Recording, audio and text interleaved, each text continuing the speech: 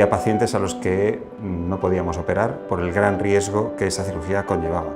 Si tú puedes acceder a la cirugía mínimamente invasiva, tu tiempo de recuperación va a ser muchísimo menor. Pacientes que hemos intervenido, por ejemplo, ayer o antes de ayer, seguramente hoy se irán para su casa, con lo cual la calidad de vida del paciente es muchísimo mejor.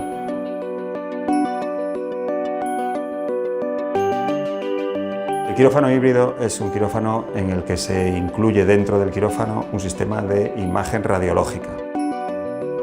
Lo utilizamos para poder hacer cirugías navegando por dentro de las arterias de los pacientes.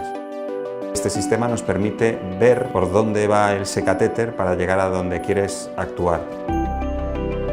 Incorpora un aparato de rayos de 100 kilovatios. Es un equipo que lo tienen muy pocos hospitales. Estamos muy contentos con esta adquisición. El hecho de que tenga mucha más potencia hace que no se caliente. La cantidad de radiación que emite para el paciente y para los trabajadores que estamos dentro del quirófano es muchísimo menor.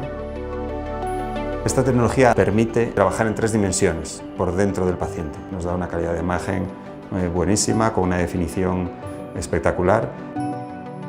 Este quirófano nos permite poder exportar las imágenes de la cirugía que estamos haciendo en tiempo real. Podrías estar operando y hablando con un cirujano vascular de Nueva York o de otra parte del mundo. Al disponer de estas técnicas nos permite poder ofrecerles tratamiento a pacientes que antiguamente no podíamos operar. Lógicamente, si la cirugía va a ser más rápida, nos permite hacer más casos en menos tiempo y nos permite también acortar cirugías que antes nos llevaban más tiempo, ahora poder hacerlas en menos tiempo y con mejor resultado.